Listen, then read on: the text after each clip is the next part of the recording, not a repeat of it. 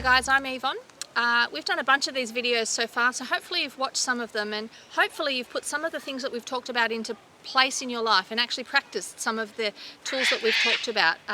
We'd love you to comment of how you're doing and what you're doing, but we love also that you're sharing these as well. One of the things I wanted to talk to Matt and Zoe about, because they're trauma-informed counsellors, is what's going on for us at the moment. I'm hearing people who are they're worried about the fact that their year 12 son's not going to be able to do his formal, or grandparents who are missing out on seeing their kids for birthday parties, and just some of those things where they're really worried or something's going on. And what's happening there for us? Well, Vaughn, it comes down to the word grief. There's a loss that we're experiencing at the moment that we haven't experienced before, ever. Normally we'd associate grief with death and dying, but grief is the normal human response to the loss of anything that's significant to us. So in normal time, yes, when somebody that we love dies, there is grief. But if we lose a job, there's grief. If we get a bad health diagnosis and can no longer play a sport that we used to enjoy, there's grief. A broken friendship, even losing something, an object of sentimental value, there's grief there as well. And at the moment, we've lost a whole lot of our normal everyday lifestyle.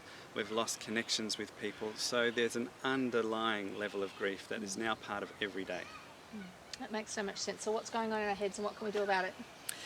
Well, with loss comes change, and so at the moment there's just been so much change for so many of us, and so at the moment it's usually a desire to want to get back to what is known and familiar. And so if I can't go to my school formal, I'm thinking about wanting to do the things that make my life normal. We were talking earlier about allowing our kids to watch some screen time because it's normal, it's creating a bit of normal. And so we have this tendency and this crave to want to do what is normal. And yet at the moment we're having to shift very, very rapidly, far more rapidly than what is normal, into new normals.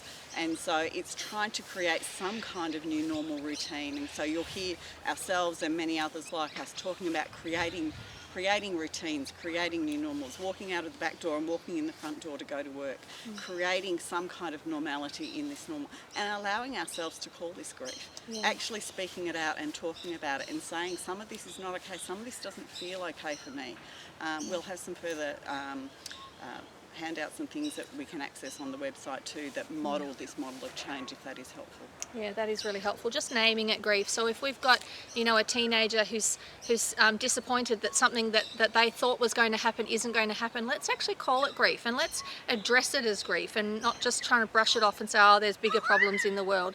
It's actually a big deal and we need to be able to address it and to kind of do this journey together as best we can. So thanks guys, that was really helpful.